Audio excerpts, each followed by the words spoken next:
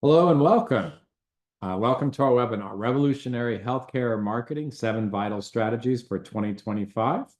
Um, we will be recording this webinar, so just in case you have to run away and leave us, we'll miss you.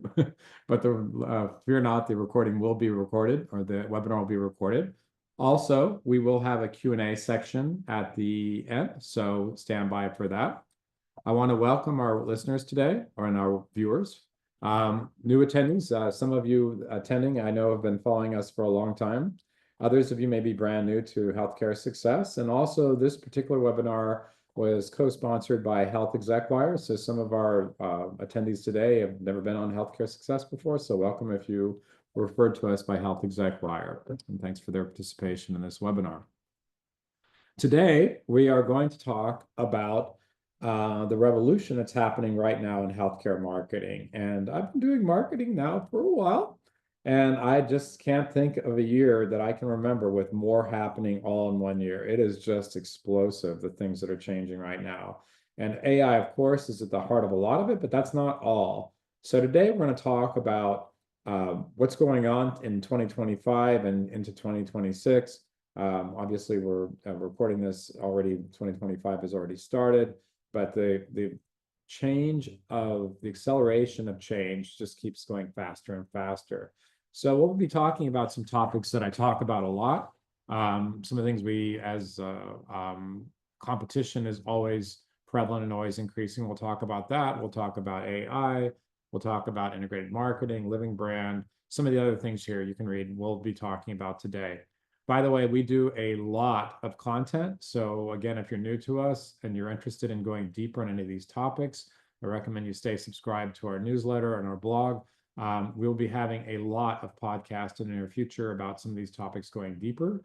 And we have a vast library on healthcaresuccess.com of webinars, ebooks, blogs, and so forth. So there's lots more to have.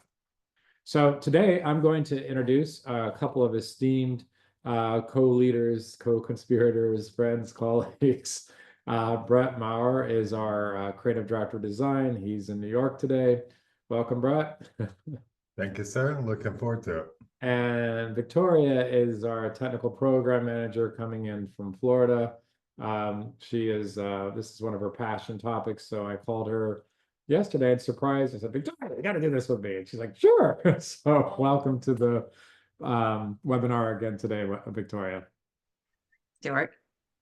So great. So we're going to be jumping straight into this. So again, if you don't know us, we are a full service marketing agency founded back in 2006. We've been doing this for about 20 years. We do a ton of content and are very proud of the work we do. We're also an integrated agency, so we're not just educators. We actually do this stuff, everything we're about to talk about today. So let's talk about why do we even need a revolutionary approach? Like, why is this even a thing? Well, first of all, as I alluded to a moment ago, AI is just changing everything in marketing, and that's not news, but we want to bring this to a little bit more focus today. And again, we can't teach you everything we know in 45 minutes. We're going to cover some of these topics, and we have lots more available if you're interested.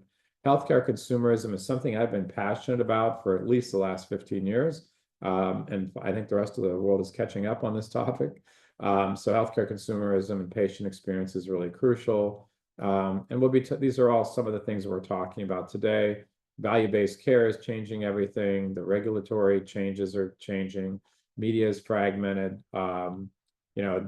We laugh now. I just did a podcast with Charlie D'Ital, our traditional media buyer, and even that traditional media has become fragmented to the point where it's kind of a blend of digital and traditional media. So the landscape continues to change. All of these things are happening at once. And of course, economic uncertainty. Do we have tariffs? Do we not? What's going on? Was the stock market up today or is it down, right? So there's a lot going on as we're speaking, and it causes a lot of uncertainty. And again, these things aren't new. I just think it's the acceleration of change that's new.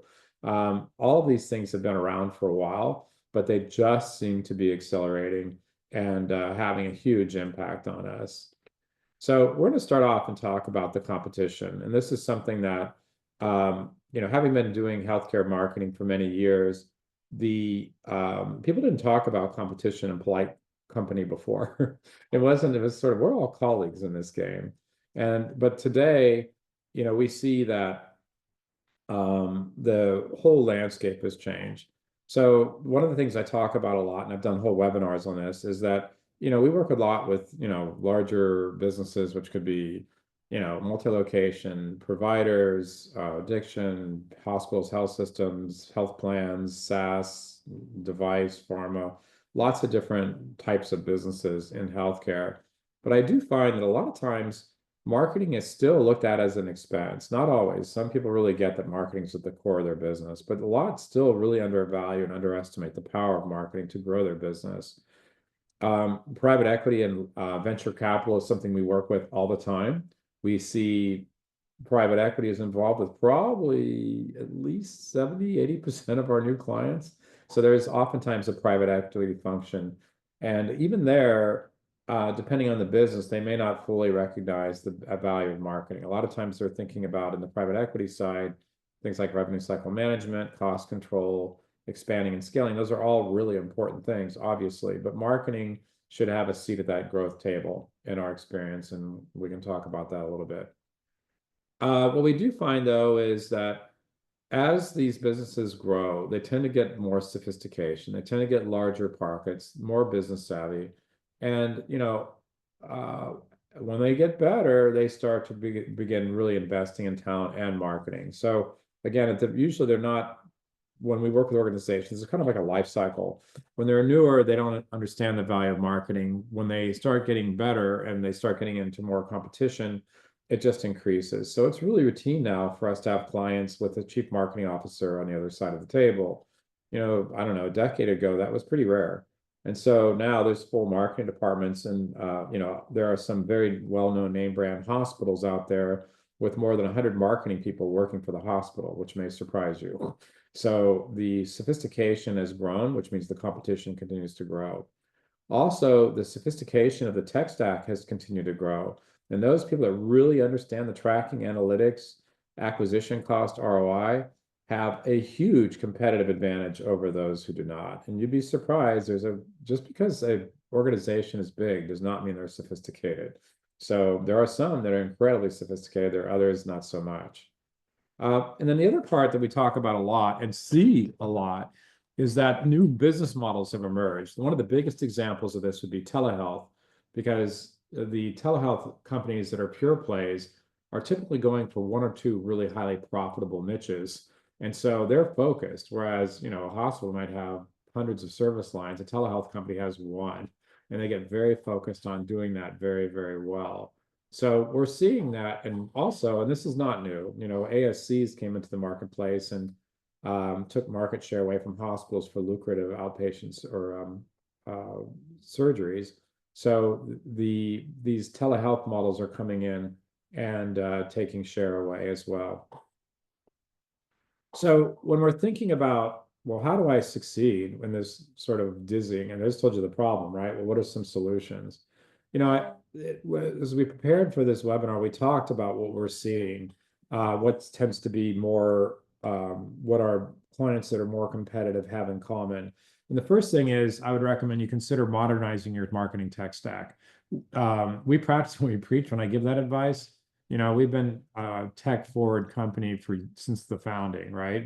Some of the things that are routine now, we did like when we first opened the doors in 2006.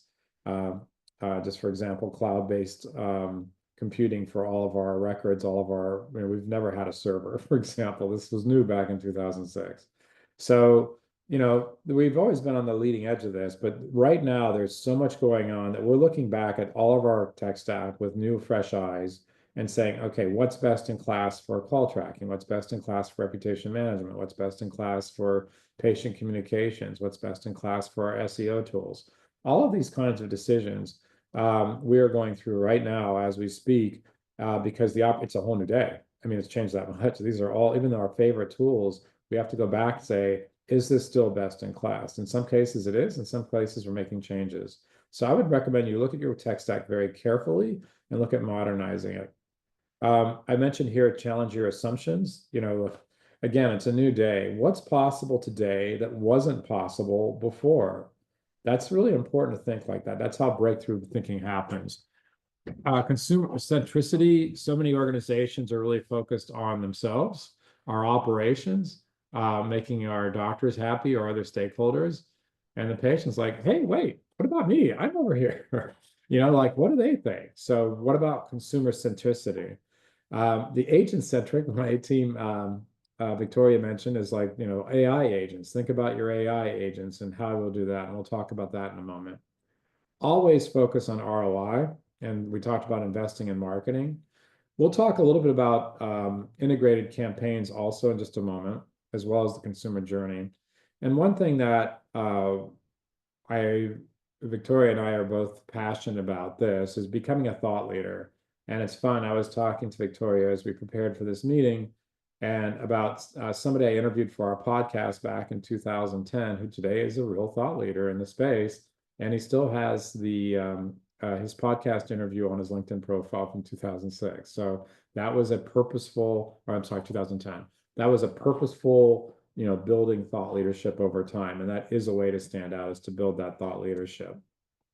So the first topic we're going to drill down, or the second topic I want to drill down into beyond competition, is how do we deal with AI, ChatGPT, LLMs, large language models, zero-click searches? Like, that's a thing, right? And I've had clients, it's funny, we just did a podcast on this topic, and one of my clients called me and said, what do I do about zero-click? I go, here's my podcast on this very topic. I knew you'd be asking. It's really true. I knew that particular client would ask. So I'm not going to do the whole podcast here, but we can talk about this a little. So first of all, I want to assure you that AI is not new. Zero-click searches are not new. So AI has been around now for several decades. Google and Amazon notably were pioneers in this category, along with some others way back at the turn of the century. So AI is not new. It's been around. Large language models, which are a version of AI, are the ones that you're thinking about with AI. But there's lots of different variations of AI. Zero-click searches are not new either. Zero-click searches have been involved in various forms on Google for years, starting off with featured snippets, profiles, different things. So the zero-click has definitely increased though, right? So now there's Google AI overviews. Some people are using ChatGPT or Perplexity, other kinds of AI. So this is changing, and it is. So on one hand, the message is don't panic. On the other hand, brace yourself. It's a really funny time to be in, and we'll talk about market share in just a moment, and Victoria will cover that in a moment. So again, like, I know that our audience includes a vast variety of people. Some of you are marketing professionals, some of you are CEOs, some of you are tech people, some of you are in the weeds with marketing. So, and many different types of organizations. So, for the total AI nerds, I'm going to cover some things today that are in the weeds, but mostly it's going to be high level. You can again drill down to your heart content with some of our other content. So but for those of you that are less initiated with the powers of AI and LLMs, some of the things that are happening in marketing right now is clearly content creation. Although we can expect to see content become less and less valued as people overuse AI and just put out crap. So, and you don't want to do that. So just because you can do it doesn't mean you should. It reminds me when PowerPoint first came out. Remember all those people were using those little starburst and pinwheels and all these tools, and pretty much you should never use any of those. So with AI, yes, you can use it for content generation. It's great for inspiration and ideation, but when you think about it, all this content out there, the idea of the content is it's trying to find unique points of view. If you're using AI, you're not getting unique points of view. You're getting summaries of other people's points of view. So fresh, original content with a different point of view is where you want to go. But using content creation as a tool is part of that process. So, we still employ healthcare writers that are veterans. They understand writing for healthcare. They understand all the nuances. We're not going to stop and throw them away in favor of AI. We use AI as a tool for content ideation and for drilling down, but we certainly don't replace writers with that. Graphics, photo, video creation. Brett's on this call. We talk about this all the time in our meetings. By the way, our agency has something called AI and Innovation Club that every month we talk about the latest great uses to do this. And what's exciting about this is instead of replacing team members, we're just doing things faster to benefit our clients. We put the same amount of time and effort in building stuff. We're just moving quicker. So again, these are tools. We don't just rely on these tools. We use them to tweak or we use them to scale road stuff so we can put the thinking time into stuff that matters. We're going to talk about call tracking shortly. Within the Google platform, there's there's ad creation, there's different algorithms that are changing, the market automation. There's lots of places where AI comes into place. Victoria, you want to say a few words more about this? Because this is like you're a tech geek nerd. So why don't you jump in?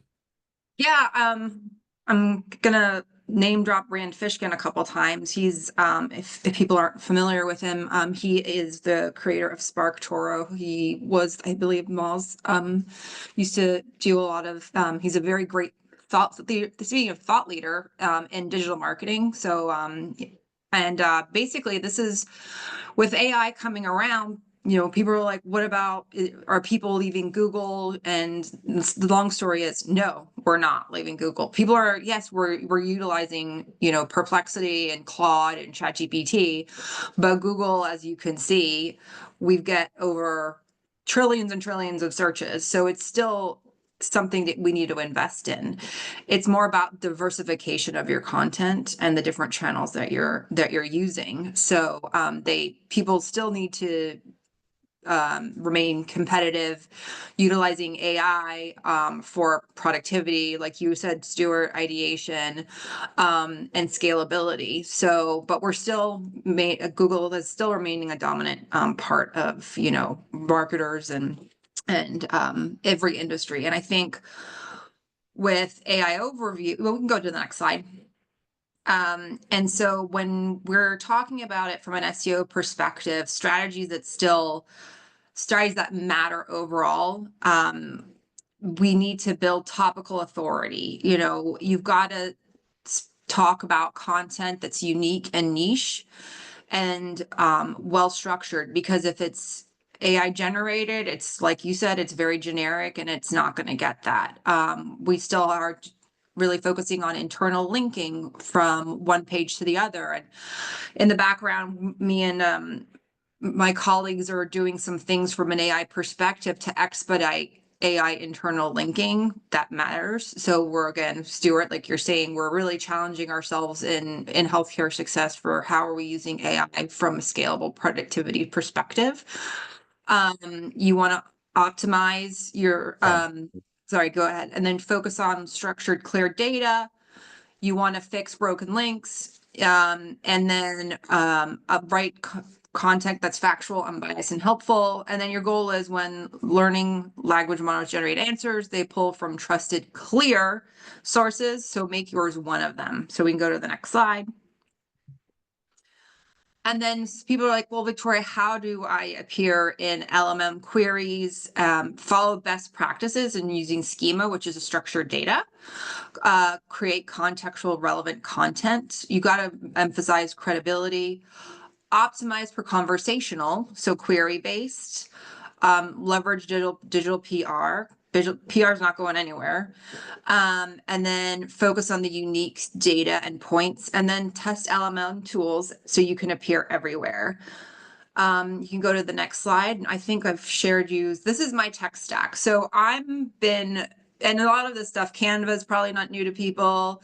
I think, Stewart, are we going to be, we've got question and answers, but I think we'll be sharing the deck after this. So this is my text deck that I use from a small perspective. I talk about Misty. It's a desktop application that runs all your AIs. So it's offline and it's private and it's powerful. So when I'm doing search like that, I use Misty as my local.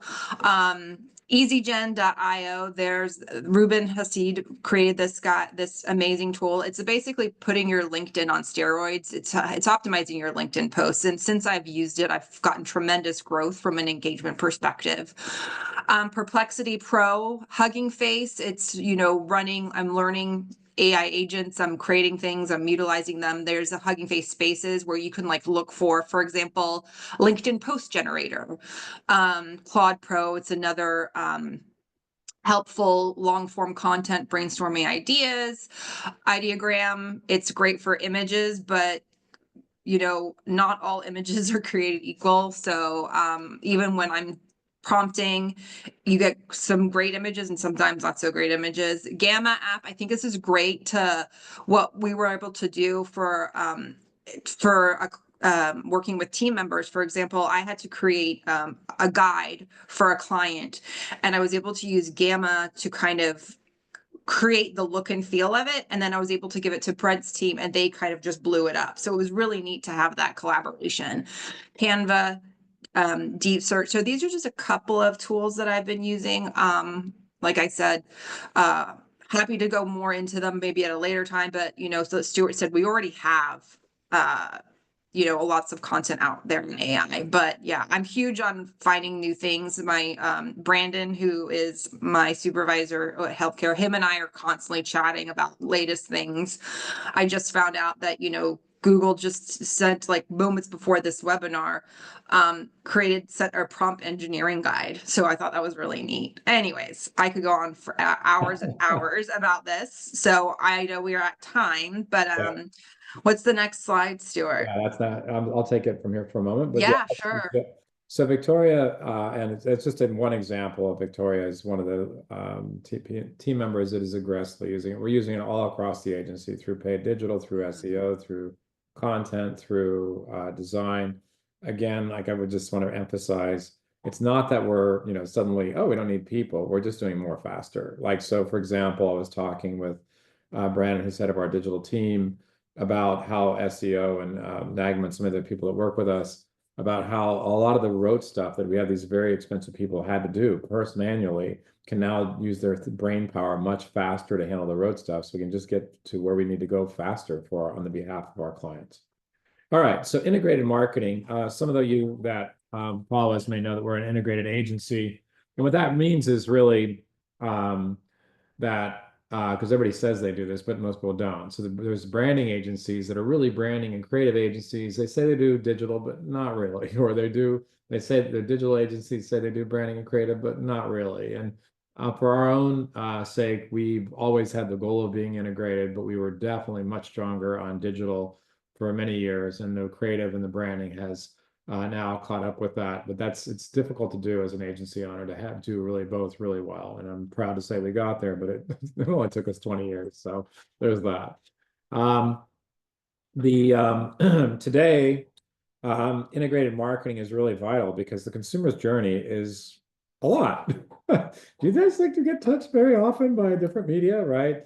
So this is just a quick little slide that we talk about the sort of one model of awareness, consideration, decision, experience, and loyalty. There's various models, as you may know, AIDA and different ones. But if you're just breaking this down, kind of like early at the funnel journey, like where people are looking at traditional media, programmatic, news, throughout the journey, they're looking at Google and ChatGPT and other LLMs. Typically, if you're a local provider, it gets really down to Google Local or landing pages in the middle there. And then, of course, following up. So the journey is complex. You've got doctors in there and pharma in there. There's just a million different touch points. And so congratulations, you only have to be everywhere. That's what this means. So, when we talk about integrated marketing, then again, just to kind of cover what I just said. So you need to really think deeply about your branding and PR and traditional advertising and digital marketing. I would add to this, and should have had this on the slide, doctor referral building and patient experience. Like these are all things that really matter, that you want to have your messaging, that's unified. I want to be across all channels. We need to adapt that messaging depending on the channel, which Brett will talk about in just a moment, and always keeping the consumer at the center. So this is more of a construct for the consumer side. With B2B, it's the same thing. We talk about omnichannel or surround sound channel marketing to HCPs. So for those of you that I did that twice today, like where did that come from? I was talking offline. Suddenly my grammar is going out the window. Anyway, That's why I'm a speaker. When we're marketing to healthcare professionals, what's really exciting today is that we have to reach them for many of our clients. And so search still matters, social, programmatic. Geofencing is a method of reaching HCPs when they're all at congresses or various events. Email, direct mail. These are very classic kinds of marketing tactics to reach out to professionals. But again, where are they? You want to be everywhere. And one of the things that we talk about that people aren't really up on a lot of times is that you can target HCPs and others online as they travel about online. So if you have a list of emails or a list of even their names and their companies, you can target people individually online as they go on LinkedIn or Facebook or Instagram. It's not 100%. Your match rate will vary. It could be somewhere between 50% to 80%. But broadly speaking, you can be everywhere when people are traveling about online through programmatic as well. So that's a very powerful tool. And so, for example, with our agency, we know who our key target audience segments are. And so we do target people as they are traveling, particularly on LinkedIn, which is a big thing for us. And we feel everybody else can find us, but those people that are really key to us, we want to make sure we stay in front of in a meaningful, positive way, providing value, not chasing and stalking, right? So it's an important tool that you can do as well, particularly with HCPs who are notoriously hard to reach. Again, we have webinars on reaching HCPs if that's your mission. We can have plenty of detail on all of these topics, but for now, just recognize you can target people online. Victoria, you got a couple slides here before we turn it over to Brett? This is just kind of emphasizing, we talk about like marketing budget, marketing dollars, and a lot of executives want to say, well, put more money in paid, put more in paid. And it's really, you've got to be everywhere. You've got to invest in brand, the social, content, other channels, even, Reddit is even coming. But then I am a big proponent for executives being on LinkedIn. You can look at Stewart. He is one of the, it was funny. When I first started working with Stewart, I was using ChatGPT and I said, who was the top healthcare marketing professionals? And Stewart actually came up. And so I sent him a screenshot. So I think I'm a big proponent of having executives and thought using LinkedIn too. But again, goes back, you got to be everywhere, diversifying your content. Great. Let's talk about PR just a little bit, online PR in particular. Yeah, so we've got to it's evolved. You've got to have a strategy. You've got to use PR fuels the algorithm, so you've got to be in front of it. So like we are drinking the Kool-Aid when it comes to that. We've got social, we've got the podcast, we've got newsletters, we've got AI tools. So I think, but because PR, it's your unique voice, you are the human, you are the person, and utilizing that. I think also when you're doing it PR, I think teaching people how to fish, being educational, like what we're doing right now. And this is kind of proving that we're experts and utilizing that in PR to kind of say, hey, we know what we're doing and we're really good at it. So yeah, and I think that's kind of just the emphasis on that. It's still around and you still have to use it. Very good. And Brett, we are on time. We're not running late for a change. So give you a whole 8 minutes. Miracles happen. But hello, everyone. I'm Brett Maurer. I'm the creative director of design here. I'm just going to lead you through this idea of how to revitalize your brand, or rather let it live.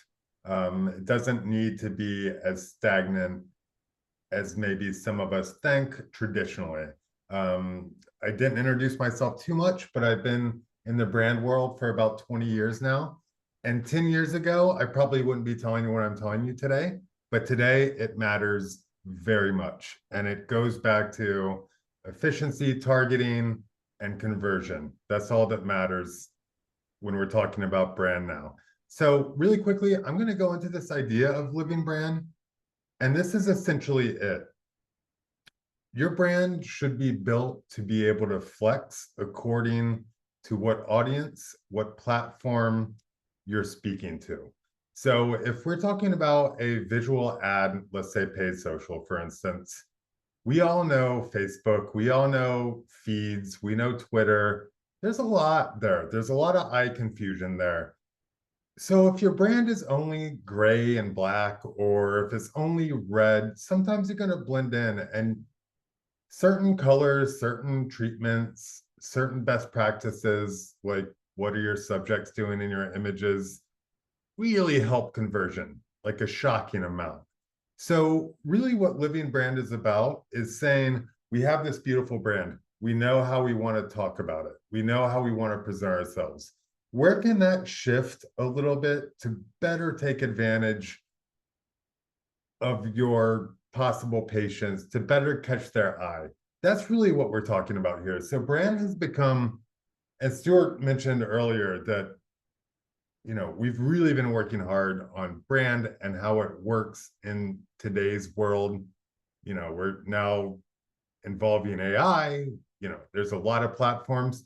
So really what this boils down to is, how do we make your brand stand out without breaking your brand? And the idea there is, we just design more flexible brands that allow you to do more with it within your brand guidelines or your brand system, if you will. This is pretty straightforward, right? This is kind of what I was just talking to.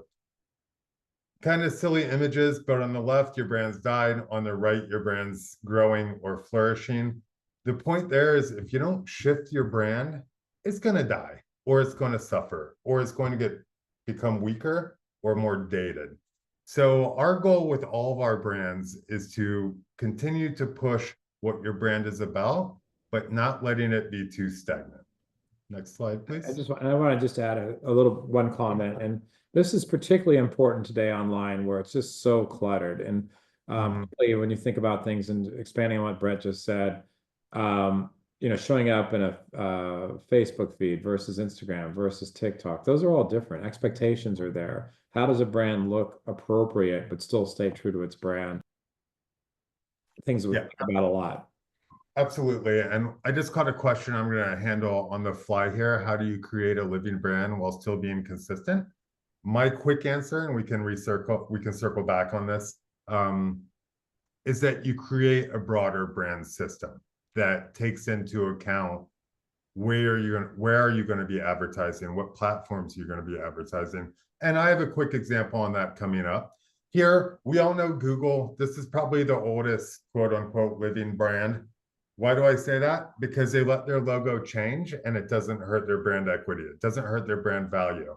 They really embraced kind of being goofy, like the Dr. Seuss Google logo. They really embraced letting their brand shift. But here is a great example. You see their core logo. You see their beautiful logo bug or symbol, if you will. And look at all the variations there. But they still relate back to the master brand. They still pick up the same colors. They still pick up the same builds. So this is a very old one, but it's still a really good one. It's not bad to let your brand shift. Should your logo shift like Google? Maybe not. It depends on what we're trying to do with it. But should your communications shift, and should how you deal with them? Absolutely. Your collateral, if you will. Next slide. Plasma source. To answer the question, how do you create a living brand? This is a really good example. This is one of our favorite clients. We did all of the branding work, the strategy, the positioning, the visual identity, the brand guidelines. But what you see here, if you look at that bottom right graphic, the tons of little color boxes, a lot of brand guidelines are pretty limited. They give you 4 primary colors, they give you 8 secondary colors, and maybe 3 tertiaries. In this case, we gave them as many colors as we could think of that would work within their brand system, so that in the future, if we do get to a platform where for some reason red is converting way better than green, right? Just based on A/B testing, based on results, we tried to include a color palette that could accommodate that. Again, you just really build out a broader visual system is the simple answer to that. The more complicated answer to that is the ability to recognize when your brand is not achieving what you need it to do online, in communications, and being open to shifting that in a way that complements what already exists. Here's a really good example. These are 3 different campaigns for the same company, Synergenics, that we did, great company. They're actually organized top to bottom. So the left 2 are one system, the middle vertical 2 are another, the last vertical 2 are another. But you see here, we're really shifting the way we advertise and our targets and who we're focusing on, and even the visual system, dramatically different between these 3. These 3, if I'm not mistaken, Stewart, correct me if I'm wrong, these 3 ad types were probably about 9 months apart, 9 to 12 months apart. Here, we do practice what we preach. To Stewart mentioned it earlier, we really like to let our brand live, right? So in this case, you see a lot of our social ads. Do they look like they're exactly the same language? No, because we let ourselves flex, especially for LinkedIn, especially for Twitter, so that we get more engagement, right? Do we have anything to do with the MTV logo from 20 years ago? No, but it fitted that infographic and it got us a lot of engagement. So we really let the topics of our webinars, our podcasts, our social graphics, we let those drive what we're doing. That being said, they all fit within what we consider to be our brand architecture. Really interesting note, I just took you guys through the living brand. We actually have an entire webinar on that, like a full hour webinar with myself, our strategy lead, I believe Stewart as well. It really dives down into the living brand. So to our user who asked the question, if you have more questions still, check out the podcast on living brand. We get in more detail there. And here is kind of the big thing. We just got to stay current. We have to accommodate the variations in the marketplace, the variations on platforms. And at the end of the day, what is making your users click? What is making your users call? What is making your users schedule an appointment? And we don't want to let the brand stand in way from those best practice conversions. That's all realized through really intelligent, thoughtful design, thoughtful strategy, and the ability to test after the fact and make sure that you can really dial in what is bringing the people to you that you need. Great. That was awesome. Thank you, Brett. Thank you. All right, so I'll bring most of this home today. We've got about another probably 5-8 minutes before we get to the Q&A section. So one thing that's coming up, this topic was inspired by a fun discussion on one of my recent podcasts about, well, what do you do in the era of value-based care? You know, things are moving there slowly. It's taking forever to get to value-based care. There's capitation, but you know, we work with, as I mentioned earlier, a broad mix of really almost any type of healthcare organization, but certainly a lot of providers, whether it's health systems or multi-location practices or whatever.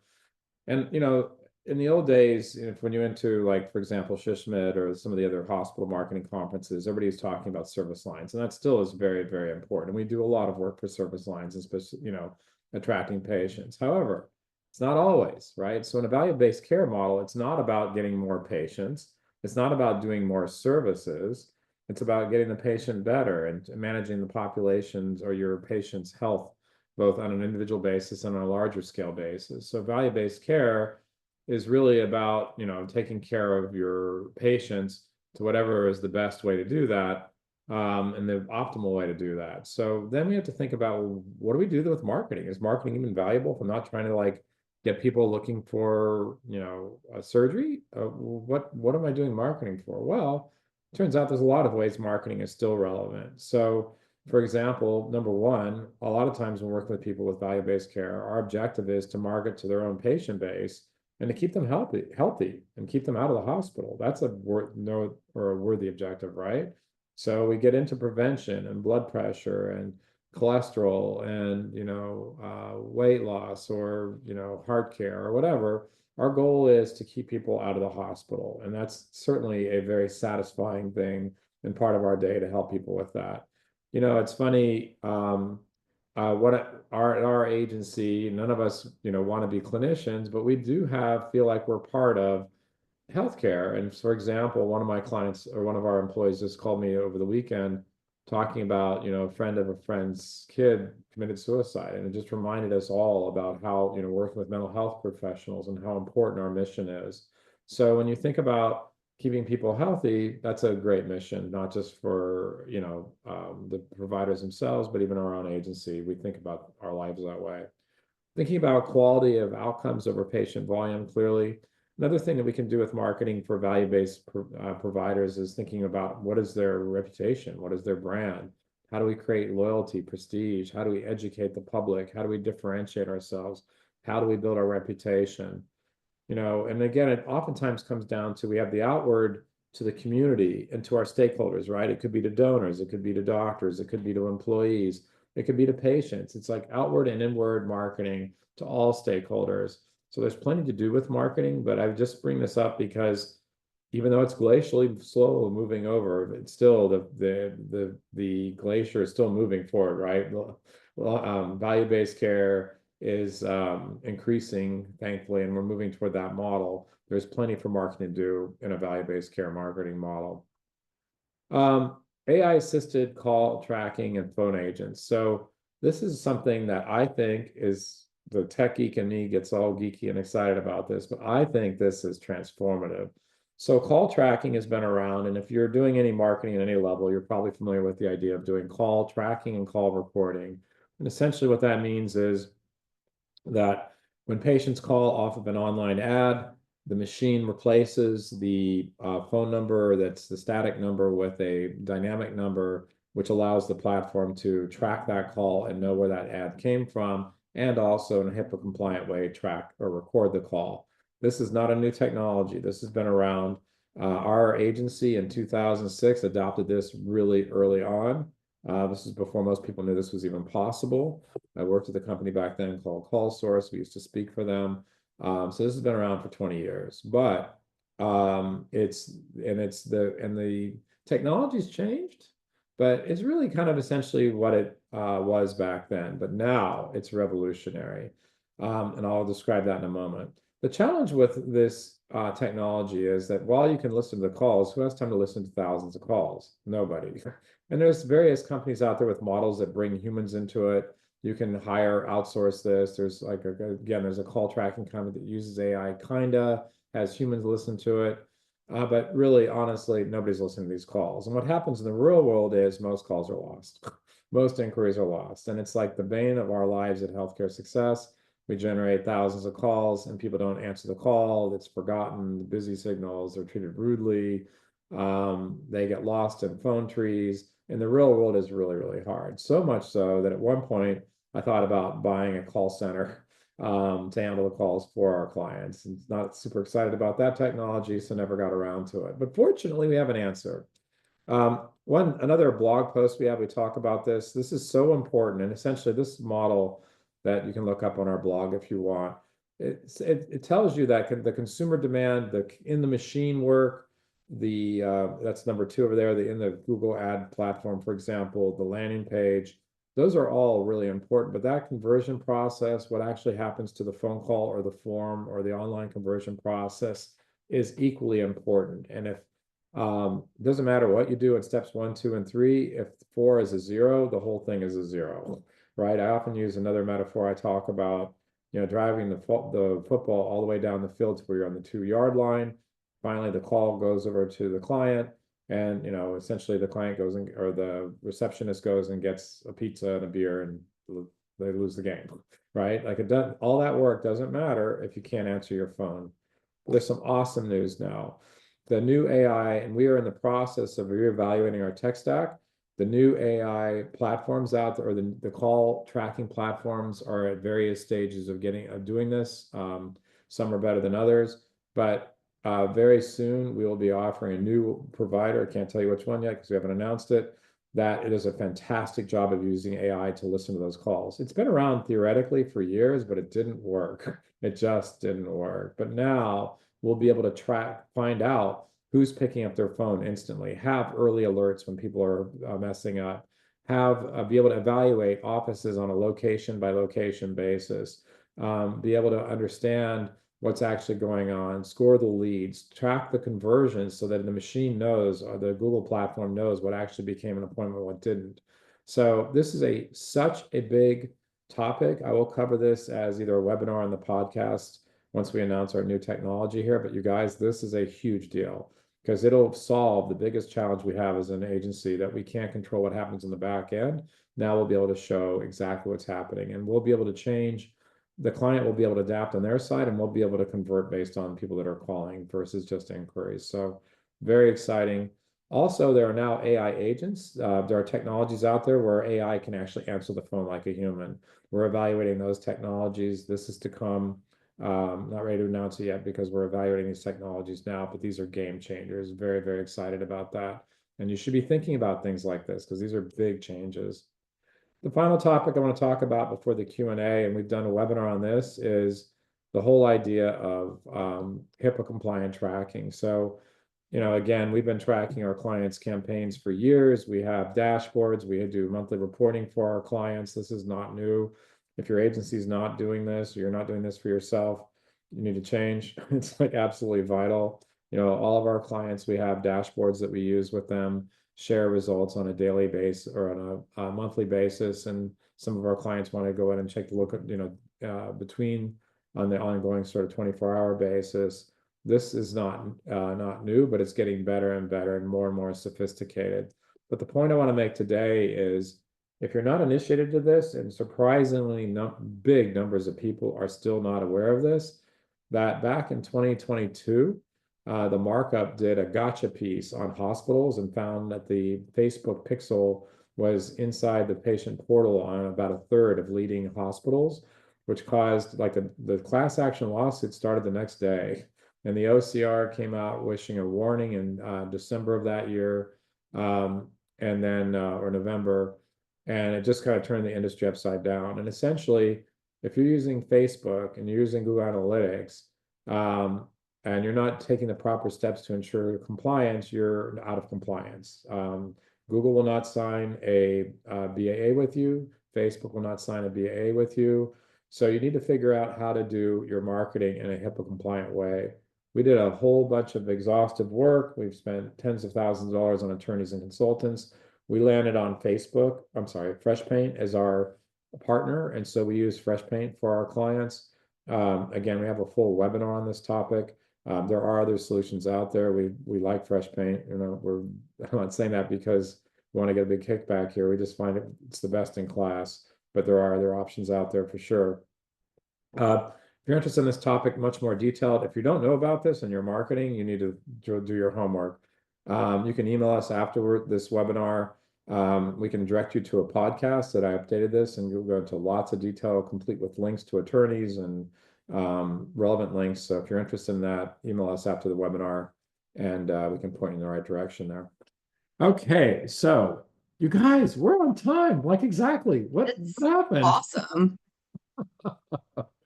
We've done enough of these. We kind of have a sense how many slides it's going to take to end up on time. But to come in at 10:50 exactly, that's awesome. So here's my contact info, and you can reach Victoria and Brett through me as well if you like. But this is my public email address. So if you email me at this address, it may take me a day or two to get to you, but I promise I will. This is but this is where I can ask questions. Or if you're interested in working with our agency, you can contact us directly here.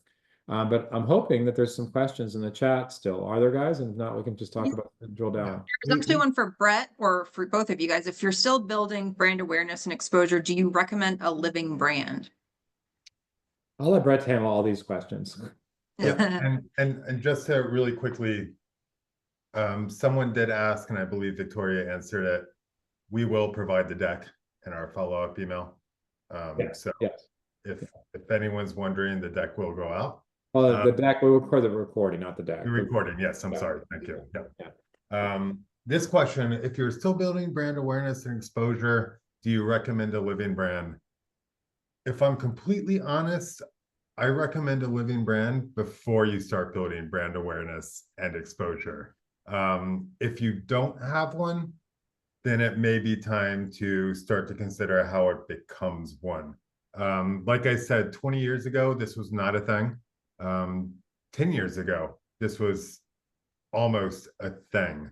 But I believe, and from what I've seen, is true, that a lot of companies do this without understanding they're doing it, but they do it because it works. However they stumble into it, it works. We like to plan it so that it works. Like I said before, we like to design a brand that, and again, at the end of the day, living brand just means, can your brand flex? So it's not something that needs to be done up front. It's not something that you do at the end. It ideally, it just is something that you design in to let your brand flex to whatever need you have. 20 years ago, you couldn't change your logo color. If you saw those ads that we do for ourselves, our social ads, our logo color is almost never the same color. That being said, all the colors we used are designed to work within our system so that we establish that ecosystem, that environment where people understand right away, oh, this is that brand. So yeah, I would honestly say that at this point, with the avenues that you can communicate in, the amount of collateral platforms that you're working with every day, if your brand isn't alive, it's dead. Yep, I get it. The next question is about, is your AI analysis company paired with some kind of CRM? I currently use HubSpot for similar metrics on emails. We don't do the calls. The ad doesn't seem very helpful. I'm not sure. I'll answer what I think I'm interpreting this. The AI analysis company, I think they're referring to the call tracking there. The call, that's what this comes down to. This gets really complicated, and we have some very talented programmers on our team because the call tracking, one of the reasons why we're picking a common tech stack is because these days every client comes to us with a different tech stack. And so while we can adapt to different tech stacks, we want to have favored nation tech stacks to try to make things easier for ourselves and for our clients. With HubSpot specifically, by the way, we use HubSpot for ourselves. We're a HubSpot partner. And usually these tech stacks can integrate. Leading ones like HubSpot are pretty good. They all know they have to integrate. The call tracking platform integration is a big part of what we're choosing. So when we're looking at these call tracking platforms, a big issue is the interoperability, like how do these engage with various platforms? And so if you just oversimplify this for a moment, you have at one hand, you have the call tracking SaaS. We also have to think through like how do people actually make appointments? Do they call or do they book online? So that's like if they're booking online, that's a different program typically. And then we have to think about, are they interacting directly with the practice management platform, which people often incorrectly refer to it as EHR? How does that going to work? A lot of times, most practice management platforms / EHRs are not set up for inquiries. They only track patients, and you have to go through the whole thing to become a patient. So in some cases, we create a CRM in between the EHR / practice management platform. And HubSpot is a CRM, or has a CRM, I should say, and until recently didn't have a HIPAA protected option, although if you're doing B2B, it's a non-issue. So you can see just from this conversation, it gets complicated. But the key is, and then by the way, things break sometimes. So, and then you have to integrate with the Google platform, the Facebook platform, or FreshPaint. So this to do this right, requires some technical sophistication, but the answer is it is doable. And again, I would just say, it sounds like your AI that you're working with hasn't been helpful at all. I would just reiterate that the AI that's been out there for call tracking has been horrible. Well, horrible is a strong word, but yeah, horrible. It hasn't been very effective until now, but it's much, much better. And it's really exciting to see this. A related question, I can take that. It was the call tracking was her question. Another question is about meta ads. And if you're running meta, so one option is to take the Facebook pixel out and run meta anyway. And if you do that, that's compliant, but you won't get any results. And so your experience is correct. Like if the whole idea of Facebook is it optimizes. Back in the day, you were able to really target very, very granularly for some very well-publicized controversies with Meta. Meta switched entirely away from targeting based on demographics and user information, and instead does it now based on AI. Well, if it's not getting any feedback who's responding, then it means that it's flying blind and it's not getting any better. It's not optimizing. Facebook has the whole algorithm is based on AI. So if you're not feeding it data, then it's doomed to fail. So that's why your Facebook campaign without and Facebook, Meta, Instagram is going to be very ineffective without the pixel. So the solution is either run it without the pixel, like I just said, or that's one of the reasons why we use FreshPaint or another technology to allow you to do that. Because without it, your Facebook campaign is not going to work very well. Yeah, you could even start doing just like simpler campaigns like click to call or to form, just smaller, more targeted, Yeah. So you know. so this is, again, these topics are, it gets complicated tech stack wise, and you really need an agency that understands this stuff and lives and breathes this every day, particularly if in healthcare. I would argue, of course you're going to say I'm biased, and I get it, but really, if you're doing any substantial marketing, my question is, why would you use anybody who's not a healthcare expert? Why would you do that? There's Yeah. healthcare Yeah, agencies even that do this I stuff would be every curious day. even seeing what the creative is for these meta ads, because creative is obviously, so powerful too. So Yep. So again, the recording will be emailed out to people so you'll be able to see that. We don't provide the deck. We do provide the recording. That'll be available. Brett, Victoria, any last questions before we wrap up? And again, you can always tell me if you have additional questions, but I want to wrap up now so we stay on time. I think we're all good. Brett, any other final comments? No, I think All I'm right. good. Thank you. All right.